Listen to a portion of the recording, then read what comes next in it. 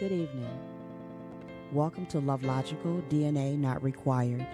This is Michelle L. Anderson, coming to you live from Podcast Detroit, Royal Oak Studios.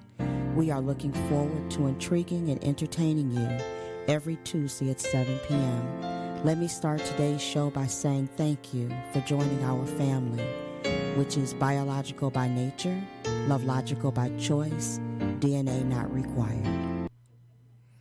Hello and welcome to LoveLogical, DNA Not Required. We're here at Podcast Detroit. My name is Delon Kennedy. My mother is not going to be with us today. There was a little bit of an accident. She is fine, though. She's at the hospital with my sister, but everything is working itself out. So today our guest will be Brandon Michael Higgins. We will be doing part 2. He is the owner of Giving Joshua a Chance. He's the founder of Giving Joshua a Chance. And we will be talking about, we'll be continuing what we talked about from part 1. We'll go ahead and do a quick recap. And then we'll be talking about how he created, a legacy for his big brother Joshua. And going over from there. How are you doing today, Brandon? I'm well. Thank you again so much. My thoughts go out to your sister. Yes. I wish her a speedy recovery, and but things have been going really well. How's everything been for you? Oh, everything's been great, man. Everything has just kind of fallen into place for me, and I know with LoveLogical we had an event this past weekend, and it was absolutely phenomenal. Just getting to meet some of the people that we met and go through some of the things that we did. I actually met a couple people and learned a lot about LoveLogical and how some people listen to our podcast that we would have never knew listened to us. So it was absolutely wonderful. What about yourself, sir? Man, just been extremely busy. So there's actually been a lot of stuff that come upcoming for the nonprofit, and so I have a few speaking engagements coming up in March. Okay. I've been working closely with one of the art museums in Indianapolis. Oh, wow. I'm trying to talk about a couple of my visions. So things are really opening up.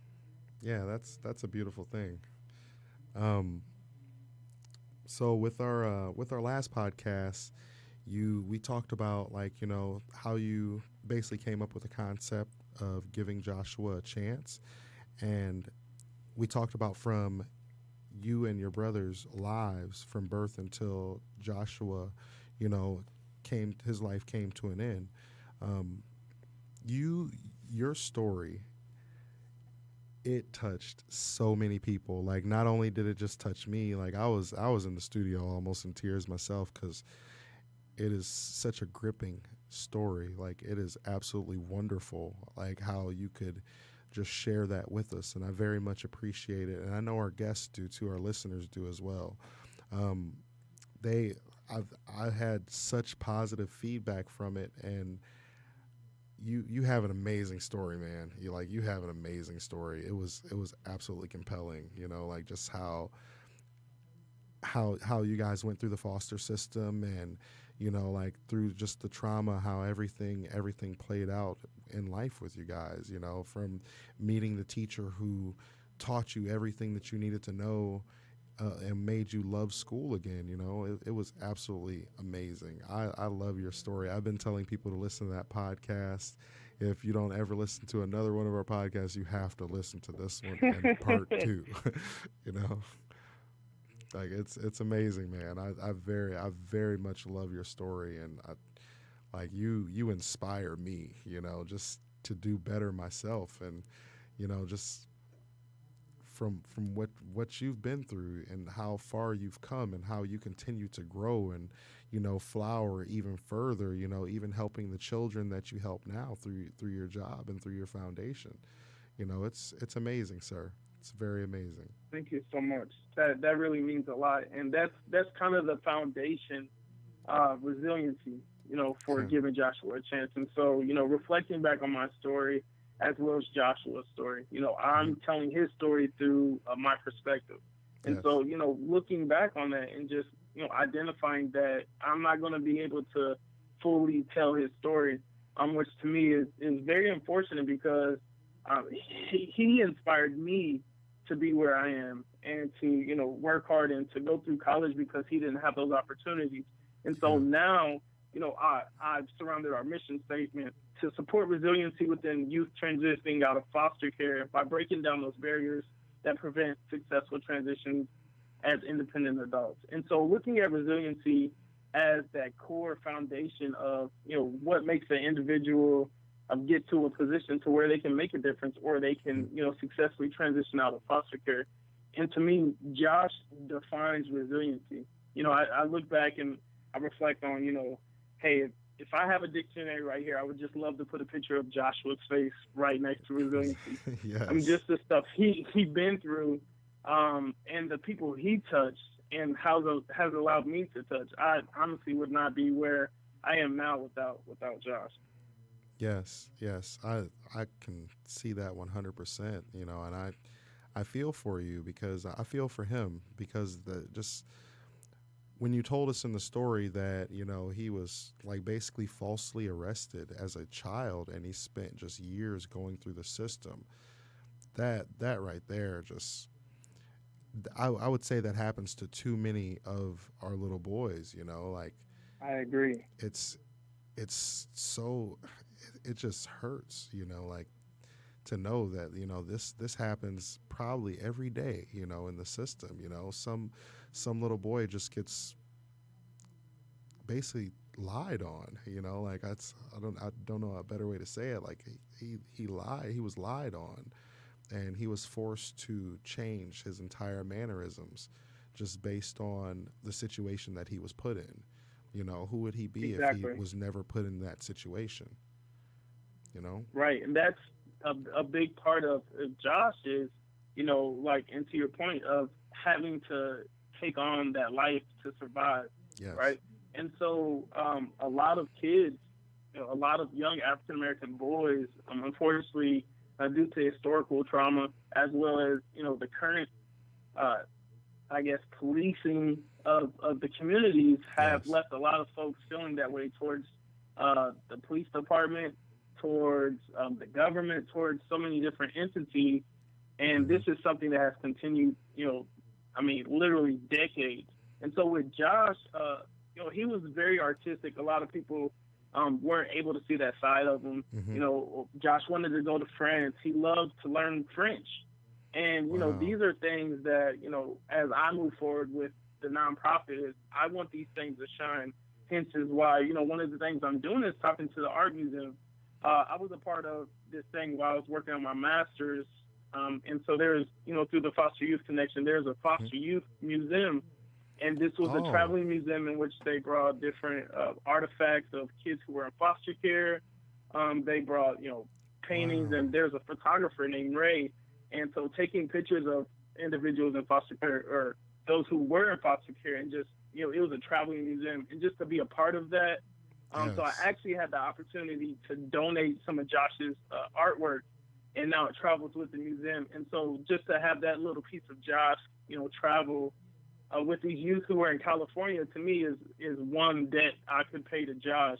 But just kind of working through and just, showing there are a lot of folks, a lot of kids in foster care who are artistic or who are very creative, and yet, due to trauma and due to other experiences, do not have the opportunity to show that or to thrive when they get older. Yes. I can say I've known a few artists in my life who were a part of the foster system, like just sketch artists that you would almost think that they were painting or they were sketching a Da Vinci. Like they were absolutely amazing. I can say like I learned how to sketch from one of my really good friends, Jeremy, who was put into the foster system when I was a kid myself, and that's wow, like that's an amazing thing. I love the fact that you got his art out there, and now other people not only can hear his story on our podcast, but they can also like even see some of his art as it travels around the country and understand that like it was real, like because it's the story is so like touching that it's like Oh man, like it's something that everyone should know. Like I want to see his artwork. Now I want to go and find this museum. Can you tell me a little bit more about it? Where are they traveling to next? Have you heard about that? So this museum, I mean, again, is through the Foster Youth Connections or California Youth Connections, excuse me. So CYC, it's really big in California, and so youth in California, they're kind of working together, and so they travel throughout California. I was reading an article, I believe the next one, or it may have just recently passed, was in LA. And so they traveled through Oakland and, Okay. San Diego, all through California. But, we were able to work on this grant. And so I worked with a few individuals in Arkansas, and they were able to, get this grant to bring them there. And so we were in Fayetteville, and just to have the community to come out and the local folks, and then also some of the foster youth to come and, they had the opportunity to make some artwork and to also put towards so they can display for people to come in and see. And I mean, it was just so powerful. I was like, wow, this will be something so awesome to give. Why can't we do this for, youth in Indiana or, youth in Michigan? Yes. I think this should be something that is, nationwide, because I mean, just to see the impact it made on just a few nights of display. I mean, it's truly like lifetime or leaving a lifetime impact. Yeah, art to me is like music. Music is art. You can draw, you can paint. Right. You can mold clay. Like art to me is not only just spiritual, but it's so like emotional. Like you can have so much emotion that people put into this art, and you can see it like even from famous painters, Van Gogh, you can see that emotion that they put into their art. And I just think that's an amazing idea to have the children, like show what they're feeling. They say that's honestly a great way for therapy for your children. If your children are like misbehaving in school, have them paint a picture on how they feel, and that picture, through time, that picture will change every day just based on them drawing, because when they look back and reflect on all their art, they'll see that pain that they felt, and they'll say, you know what, I don't want to feel that pain anymore. So I think that's a beautiful thing. That's amazing. It's very beautiful. Like I know when I was looking at your website, one thing that popped out to me was the financial literacy. A lot of our youth, they're never taught really about money. Like we're never taught about stocks and bonds. We're never taught about like how to pay a bill, and it's like even just like growing up myself, my mom tried to teach me these things, and sometimes I just didn't listen. And I look at myself now and I'm like, man, I do everything that she told me to do when I was a kid, but I'm doing it now as a 30-year-old adult compared to I should have been doing it when I was in my early 20s, when I was a teen, and I think that the financial literacy is an amazing like step to getting them rehabilitated out of the foster system and back into the world. Like, can you tell me a little bit more about that? Yeah, very much so. So again, I mean, to your point, financial literacy is not just a foster youth thing. This is a thing that a lot of people don't have access to. Yes. Especially those who are part of the lower socioeconomic platform. And so just to provide these youth, and actually, so I'm working closely with the DCS, or Department of Child and Family Services in Arkansas, and we're working to put forth a transitional youth summit. And so one thing that we did is create a survey to collect data. I'm very big on data and just having like evidence, so we can do this. And so a lot of youth, at least from this small sample size of about 17 kids, about 13 of the 17 stated that, what are some things that you would like to see from this transitional youth summit? And a lot of them said, learning about money, and a big fear for them is, being on their own. So, why not teach them financial literacy, how to balance a checkbook, how to, what are bonds, what are other things, how can I save? I'm terrible. I'm 29. I'm terrible with money. I just started building credit a few years ago. And so these are things I wish I would have had at least coming out of, I was adopted, so I didn't transition out of foster care. But for, this is still something I think would be extremely beneficial to me at that age, around 16, 17, 18 years old. So, when I am on my own, I would have been in a way better situation as far as budgeting and being able to, balance a checkbook and, okay, I can take this money, put this in savings, and this can go towards here. And so I think, just having this aspect, especially for youth who are extremely vulnerable, would be really beneficial. I agree with that 100%. It's hard when you're first getting out there on your own, and I couldn't imagine, because the foster system, they kind of just like you turn 18, here's a bag, have a nice day. It's like we're gonna place you here. And it's like, wait, but, what am I supposed to do about bills? Oh, well, that'll all come with time. You'll learn that, and that's, to me, that's hard.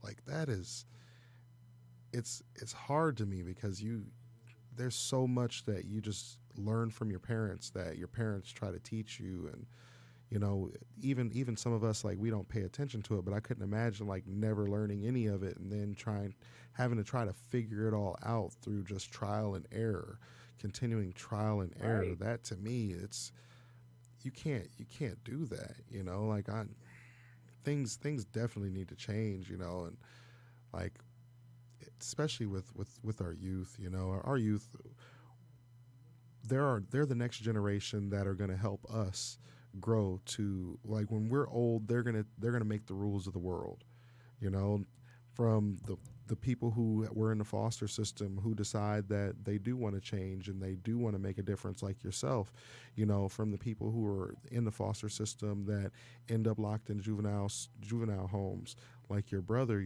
Some people just decide that they want to make a change. And I love how your program, you help develop them and mold them into, like, the people that they need to be, through self-efficiency, like just taking care of oneself. That's a very, very important thing, like expanding transitional skills through job, readiness and education. You can go through high school all those years and not learn anything about the real world. Like, right. And a big part of that is like social skills. A lot of people lack social skills or just even life skills, basic cooking. And so, and I feel like a big part of that, on top of mentoring, is building social capital. And so, building social capital for, not only through social media, but, connecting these youth who are transitioning out to folks in the community that can help, maybe like a local chef. Or, do they have like an internship that, some of the kids could be a part of? Or, is there a university in which, they have an admissions office? So can we, when they're 15, 16 years old, connect them to that? And just having people in the community. So once they do transition out of foster care, they're not by themselves. They have connections in the community. So they're not also depending on their caseworkers or, social workers or even foster parents. They're more, independent, and they're able to make those connections for themselves and kind of depend on those people. Yes. Do you so I've been reading a lot about, like, like some of the girls who are in foster care and how some of them do have children at young ages. Do you do anything to help some of those girls out yet? Well, not now. So a big part of my program, because with me being based in Indiana, it's kind of funny. So I've reached out to DCS in Indianapolis. I have not had any success, but I've made connections in Kentucky and Arkansas and actually working on programming now. And so I haven't personally had the experience to work with anyone like this, but I'm glad you actually brought that up. So this was not a population I was looking for, but I think that would be extremely beneficial to, even connect them to individuals or organizations that work on the parenting skills. Yes. But I will give DCS, credit. A lot of them do provide a lot of these youth with parenting classes, so they're better parents, or at least in a better position to care for their kids compared to their parents or guardians. Yes. Yes. That's okay. That's a beautiful thing. Um, so another thing I wanted to talk to you about would be the with giving Joshua a chance. You've been building and building. What are some of the other things that you guys do? Like what are some things that I know you guys do the lemonade. I forgot about the lemonade. The lemonade. I wanted to try some actually next time I come down to Indiana when you guys Oh, get I going in got the you. summer. like like I really want to try some of the lemonade because I saw like the people raving about it online. And I was like, "Oh man, I bet you it's good." When are you guys gonna like launch the popsicles? Oh yeah. So actually my business partner. So this is so when we do the lemonade, and he actually thinks his name's Jeffrey. So we actually went to high school together, and Jeffrey was also in foster care. And so Okay. we were talking about doing an organization. So Foster the Future is kind of that's our for-profit organization. And Hmm. so what we do is, based off our lemonade sales as well as, baked goods. I mean, he makes a banging banana pudding. And Yeah. so we take our proceeds from that and donate it towards charitable organizations. And so, Okay. with giving Joshua a chance, he's like, this is a nonprofit. I think this would be a good organization to kind of fund. And Hmm. so, we fund everything. We're self sufficient. And so anything that we're getting is coming from other sources. I've had a few friends donate. And so Foster the Future, yeah, our lemonade, first of all, we're expanding to, or at least we want to expand to all the Midwestern states. We actually have something coming up this summer in Okay. Tennessee. Like we do events, we do catering. And so it's all like order. If you order, we'll basically make whatever you want. And so What? we've expanded. He actually did a couple popsicles, and they Hmm. were a really big hit. And so he's in Tennessee. So with me being based out of Indiana and him being in Tennessee, we kind of collaborate that way. Hmm. And yeah, Yeah, that's honestly, you guys need to hit them up for some catering because the reviews on the lemonade was like they were everyone saying this is the best lemonade I've ever had. Like I was I'm reading, I trying to was tell you, laughing. bro, it's amazing. I was laughing. I was like, man, like I really want some lemonade now. I haven't had a good lemonade in a long time since I was in the South myself. You know, yeah, that's so foster the future. Okay, and then like just back to giving Joshua a chance. What can you tell us about what you plan on stepping forward and doing in the future? Like, what are some of your future goals for it? So future goals for real. Again, I would love to connect with the youth here Hmm. in Indianapolis. So I'm still in the works of that. But again, this week, actually Thursday, meeting with a couple of directors of like community engagement. Um, excuse me. Hmm. And so I want to create this. It could be short term, but an exhibit to provide youth in foster care the opportunity just to express themselves, whether it's through music, art, Hmm. whatever the case may be. And this, I think, would be a really cool project to do annually. And so another Yes. thing that I'm really big on, another proponent, is just like workshops. And so providing Hmm. or having the opportunity to work on financial literacy. And so, maybe bringing someone from one of the banks or Okay. working with engineers. Because, I mean, in Indiana or Indianapolis, at least, we have a lot of universities, a lot of great universities Yes. that I think would be great partners to work with. And so catching youth when they're 13, 14, 15, and, working on those very at-risk populations, such Hmm. as the young teenage moms or, people or kids who have maybe like involvement in criminal justice system, and, bringing them into the workshops to teach them skills. And not everybody's going to go to college. And That's so a true. big part of what we want to do is just supporting them, whatever they want to do throughout their transition. Of course, we would love college. Me personally, education has changed my life. It has provided me with so many opportunities that I may not have had otherwise. Yes. And so, but a lot of kids want to go to trade school, man, teaching trade. And so our biggest thing is, again, to that social capital, is connecting them to those resources.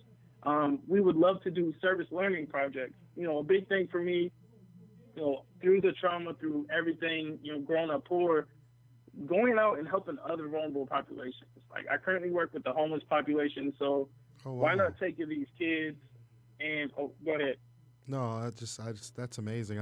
I love to help the homeless, and people always look at me like I'm funny, but I've been homeless myself, and it was a struggle. Like, when I got out of the military, I honestly I didn't have anywhere to go. Um, I could have came home, but you don't want to get out of the military and like have people Right. think that you failed, So I literally slept on top of parking garages for months. Wow. Yeah, Now, that's a so story. yeah, helping the homeless population, that's a big deal to me, because sometimes it's not the fact that, like, you can't get a job. I applied everywhere, and I went from Exactly. state to state. I was in Florida, and it's like I couldn't buy a job almost. So people, I understand that sometimes, like, when you see a guy on a corner, it's just hard times. Sometimes you're just going through that change in life that you don't necessarily know what to do or how you're supposed to go about your next step, and that dollar just feeds you, and I really commend you for that, because a lot of people just wave them off like, oh, they're just homeless because they're lazy. That's not always the truth. Right. And, another big, or, people, this false narrative is that everyone's on drugs. But Mm-hmm. probably the biggest thing that a lot of individuals who are experiencing homelessness struggle with is mental health. And so, Yes. there is that duality of, mental health and drug use. And, unfortunately, it impacts a lot of folks. Another big Yes. thing that a lot of folks really aren't aware of it. A lot of folks who are homeless have sex offenses. And, Oh, not wow. necessarily just child molesters per se, or, Mm-hmm. this title people want to give them. People have been in situations, and unfortunately has turned out to be this, but, a lot of people won't house people. People won't Mm-hmm. hire people who have felonies. And Yes. so, again, kind of that involvement in criminal justice. Homelessness is, so much more than what people or society has labeled it. And Yes. again, like you said, it's unfortunate that a lot of people struggle with this, but it's really a very vulnerable population. Yeah, yeah. Even I was a veteran, and I wasn't a sex offender, and like Right. I have friends that have gone through that. I have a friend that's a sex offender, and it was because he was urinating on a beach because he was a little bit too Yep. intoxicated, and that's like, to me, that's crazy. It was the middle of the night, like, Right. but that's like, it's like 3 o'clock in the morning, and they snatched him up and cuffed him, and now he has to register for the rest of his life. And that, to me, that's crazy. I like just being homeless myself and just meeting some of the people that I met. Like, someone had to save me, because I was just spiraling down, and like, it's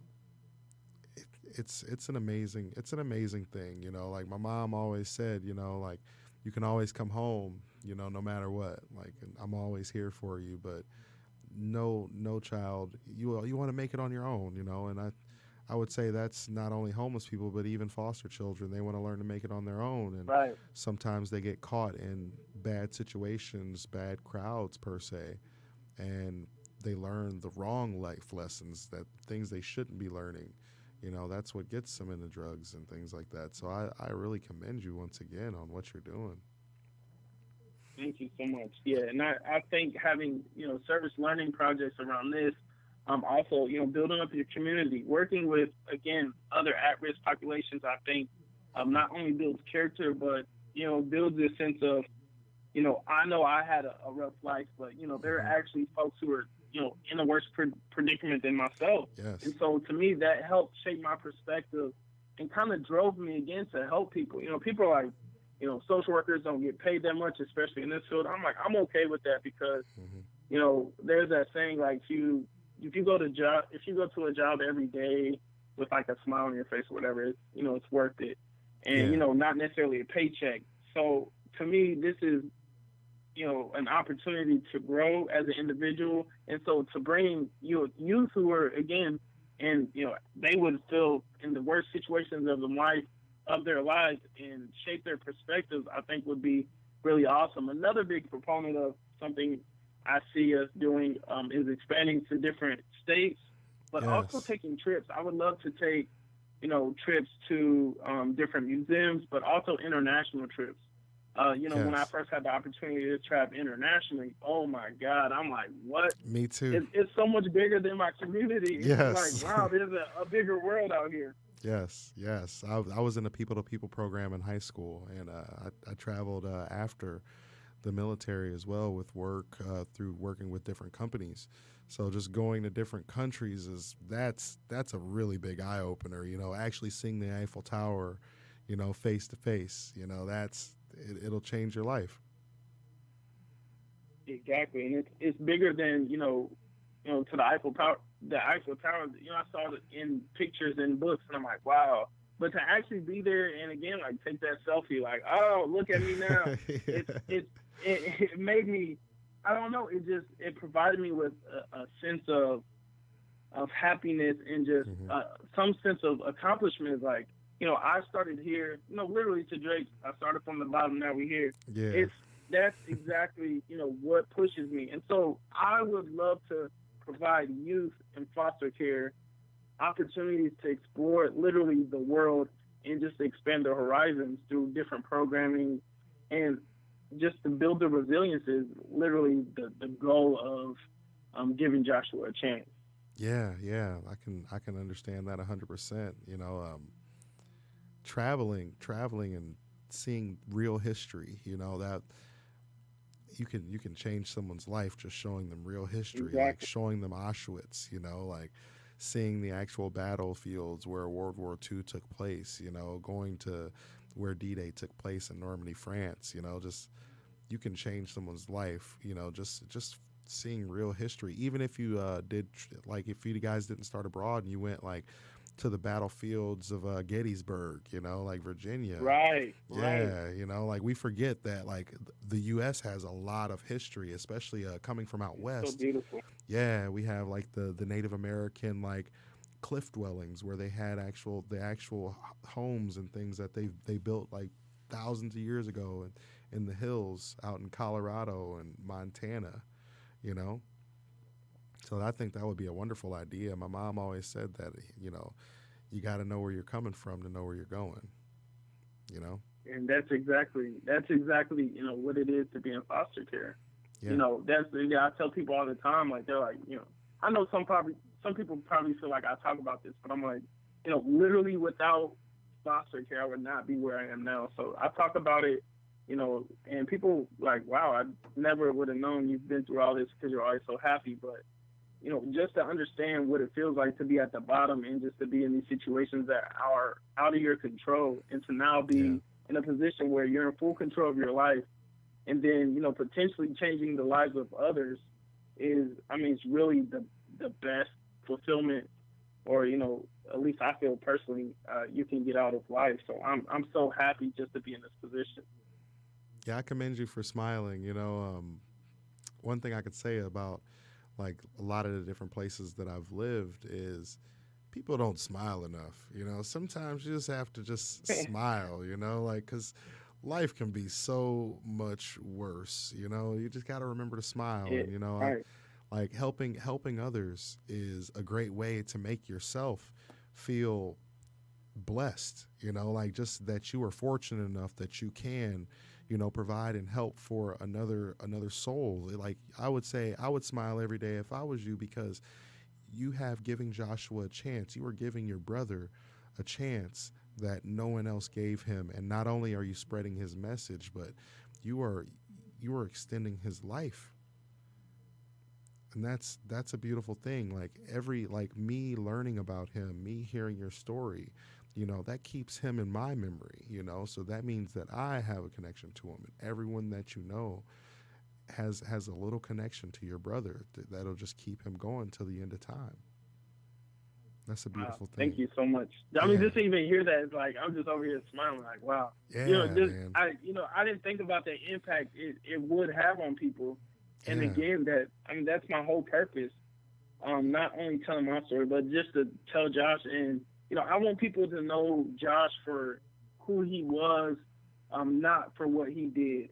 Yes. how, his last couple of hours before he transitioned into the hospital, how those things were. I want to look at as a child, and even before that. I mean, he was a great father, and so I want these qualities to be that. Like when you think of Josh, like, man, this kid was awesome, or he's a great artist. And I know even off air we were talking about Dragon Ball Z, and so I have this old sketchbook of his, and bro, I went through it. I mean, he has like Majin Buu in there. Oh, I'm like, man. what?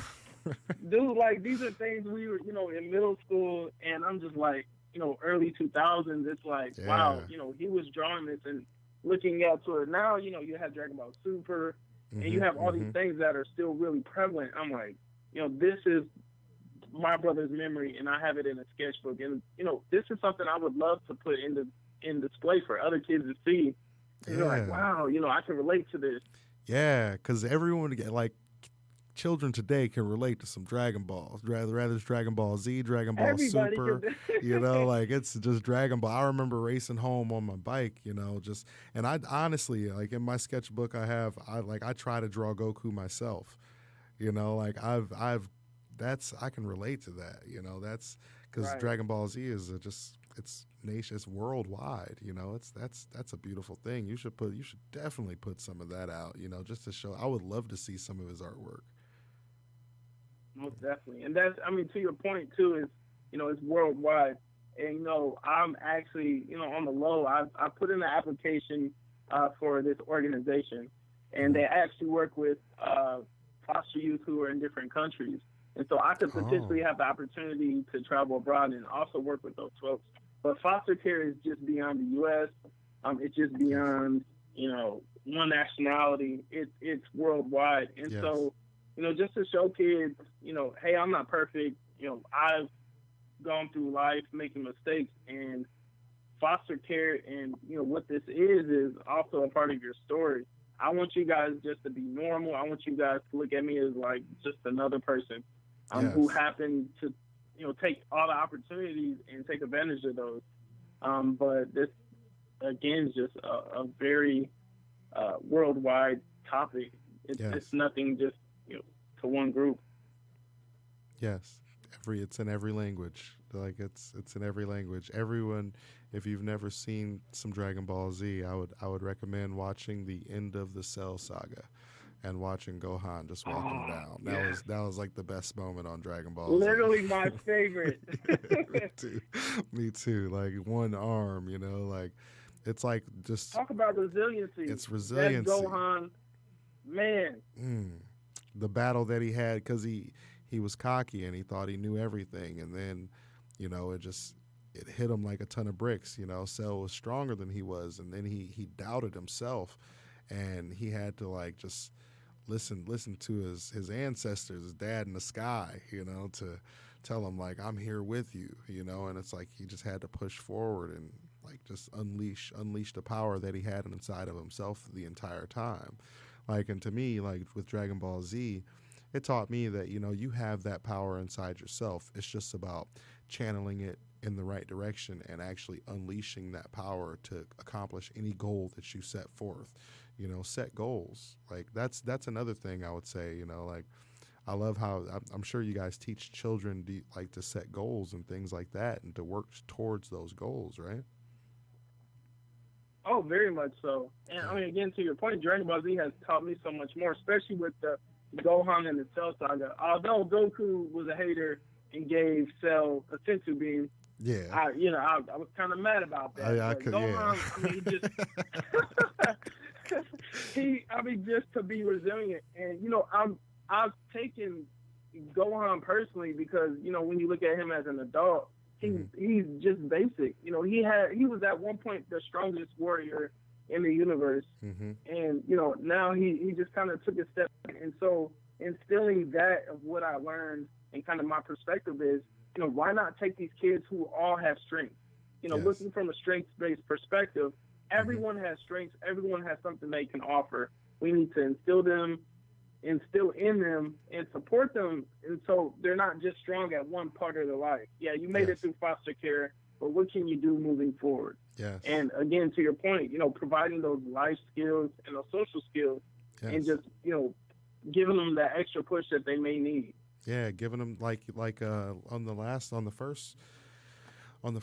first time that we spoke with you, you talked about the teacher that you had that actually, she challenged you, and I think that, that's what Gohan's mom kind of pushed him to do. Like she pushed him towards education. Like, okay, you've beat the Right. strongest guy in the world. Now it's time to challenge you to be the best professor that you can. And Gohan just completely flipped the script, and he had one of the largest libraries like on their planet, on the planet.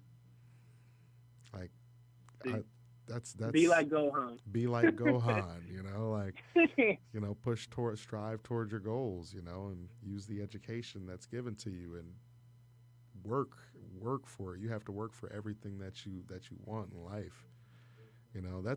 That's cool. I really like the fact that you like Dragon Ball Z. That's really cool. Most definitely. And I mean, too, I think you made a really great point of Mrs. Embry. She did challenge me, and I mean, she continues to challenge me, which I think is really important. We need people to challenge us along the way, especially vulnerable children. I feel like a lot of kids and foster care people, they're very sympathetic. Mm-hmm. I think empathy is okay. Sympathy, though, because, these are kids who don't need, to look at their situation as crutches. Yes. To me, I've never I don't want people to feel sorry for me because you're enabling me and you're not providing me, what I need to become successful. Yes. I'm a therapist, and I challenge my kids all the time, Yes. especially the teenagers. Like, I'm not going to be easy on you. I'm going to challenge you because I know what it is to be in a situation, and I'm going to challenge you to be great. Yes, I'm going to push you harder than you've ever been pushed before. I commend you for that. That is amazing, sir. Like, that is how, because children today, like, they're coddled enough, through their TV and their tablets. And I know some foster children, some of them, that's all they do is sit in front of a TV, because their foster parents aren't always the best. They don't give them the books that they need, and so, like, you challenging them, that pushes them to a new level. And I believe everybody in life just needs to be pushed just a little bit further, like when you think that you're complete, when you think that you're done, you're not done. You need that person that will challenge you and just push you right over the edge. So, because you have to make that leap. Otherwise, you'll never know if you can land on your feet or not. Right. And again, that's a big part of resiliency is, Yes. getting past that hump or, getting through that difficulty. Because, if you're baby through the entire process, you're not going to know how to deal with a true situation. And even going back to earlier, I know you talked about, say kids don't know how to pay bills. What if, say they get a job and, bills are here. You have enough to pay the bills, but your car breaks down or, something breaks. How, do you have enough money to do that? When you're really, truly challenged and you're put in a situation, not as dire as life and death, but in a situation where you have to think and you're really challenged, how are you going to overcome that situation? How resilient are you? And that's what, the biggest thing is preparing youth to be prepared for those situations. Yeah. Yeah, that's a big part, even, one thing my grandma taught me is she said, if you can't save a quarter of your paycheck, save, $10 to $20 each paycheck and just put it somewhere. And you'll be surprised how much it is after a year. And, firm believer in savings, like you have to save just in case, something happens on that day, you can always go back and you have enough. Like, that's a beautiful thing, man. It's beautiful what you do to the kids. I want to talk about I want to do a recap of the last time we talked to you. You spoke on when you were adopted. You were adopted by the person who was supposed to be helping you get through the foster system, correct? Correct. Like, in that. Yeah, he was my case manager. He was your case manager. He was put in place to I don't even think was supposed to be our foster dad, honestly. But that situation kind of turned out how it did.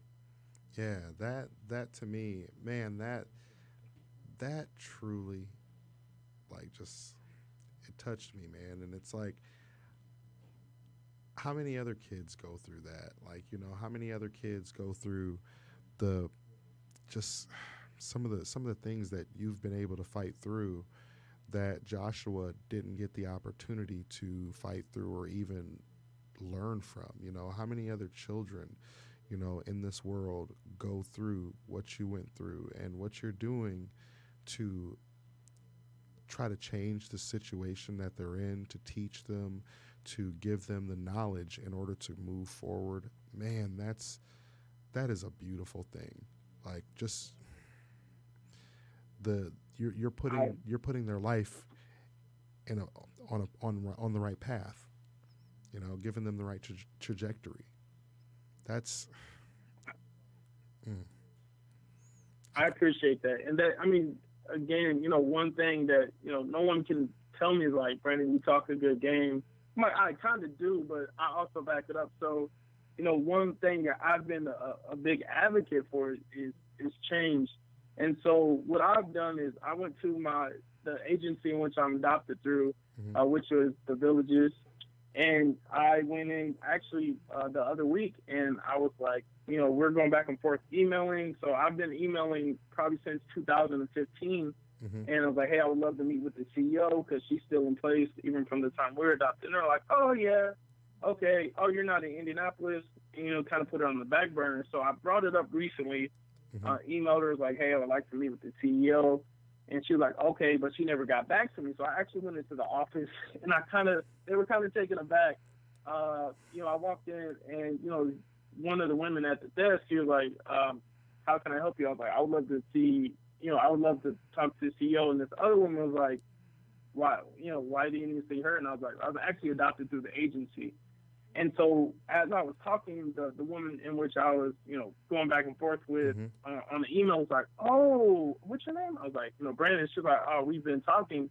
And so we actually have now officially have a meeting set up with the CEO to actually find out what happened. Yes. Because based on what I remember, is like this should have never happened. So just getting to the root of that so it doesn't happen again. Or, how can we work on policy within the organization or, on the higher level, honestly, to ensure that these things do not happen. Yes. And I hope that you tell them your story and you spread it. Like, man, I hope that they understand what happened to Joshua and how it was very dishonest. Right. And that's a big thing to me, is just changing the situation that you were in. You can't change the situation that you were in, but changing the scenario so that it doesn't happen to other children throughout time. Exactly. And that's if anything comes from it, that would be the biggest thing for me. It's like you can't take back what happened, but you can prevent from it occurring again. Yes. I agree with that 100%. That is amazing. Before we finish up, is there anything that you wanted to tell us today? Anything that you were looking forward to? Did we cover everything? We did. Just, again, I appreciate everything, just the opportunity to interview not once but twice with the podcast. I truly love you both, you and Michelle, and I'm so grateful just to share my story. So just, again, anything you do, you can go to www.givingjoshuaachance.com. Go check out the website. Feel free to donate if anything. So what we're currently working for, since we're working with the Transitional Youth Summit in Arkansas, is we're going to start raising funds. I want to do 2 scholarships. One for a teen graduating high school who's going to a 4-year institution, and then someone who wants to go to a trade school. And so we're going to do 2 different scholarships. And so we really haven't started. So I'm waiting actually Saturday. They're talking to like a bigger foster youth, actually like the statewide foster, I guess, conference, and so they're actually in talks of bringing me on as the speaker, like for the conference, which I think would be a really dope experience. And so I'm gonna wait until then. Right. I was like, having that opportunity, I'm gonna wait till like the 23rd and actually have the opportunity to speak to the YAB. And so this is a youth advisory board. Oh, wow. And, have the opportunity to tell them, like, I was here. I would love to be, the speaker. And if we get that opportunity, it'll be awesome. If not, I still want to move forward with the scholarship. So, feel free to donate so we can have funds for those youth. Yes, donate to Giving Joshua a Chance, so that way he can help provide and help continue to change and bless the rest of the world. I commend this young man so much. Just hearing his story has not only touched me, but it changed my life forever. And I have so much respect for you and for your brother with everything that you guys have went through and how you have strived ahead, and you are keeping Joshua's memory alive. That to me that's an amazing thing. And not only just I want you to at least send me one of his pictures, one of his Dragon Ball Z sketches, because that's my thing. And I would absolutely love to see. I would love to see it. Like, because I sketched myself, and like I said, man, I commend you, and I just thank you for everything that you've told and shared with us. And my mother told me that we were the first ones who you shared with, and I really want to thank you for that, because a lot of our listeners needed that. A lot of the people who it will be spread, and I will continue to tell people about Giving Joshua a Chance. Okay, like no matter what, I will continue to tell and let people know about Giving Joshua a Chance, and that you need to watch these 2 podcasts. Because that is the most epic story. Like, it's epic. It's thrilling. It's like it had me on the edge of my seat. I was biting my nails, just listening to it, and it's like honestly, it should be a movie. Yeah, I wouldn't have had the opportunity without LoveLogical, and I think that's a big part of everything. Even looking back to Mr. Zimber, is this concept of LoveLogical. So again, I just thank you so much for the opportunity, and just the platform Michelle has, and just you being a part of this. I mean, just both of you have really inspired me to share more, and just to just provide me with the platform to do so. Yes. Well, guys, always have a LoveLogical heart. My name's Delon Kennedy. I'm with LoveLogical, DNA Not Required. Thank you, Mr. Brandon Michael Higgins with Giving Joshua a Chance. And I want to say thank you guys so much for listening. We'll be talking to you again next week, Tuesday, 7 p.m. Eastern Standard Time. And Mr. Brandon, I will talk to you again soon, sir. Yes, sir. Talk to you soon. Thank you. Yes, sir.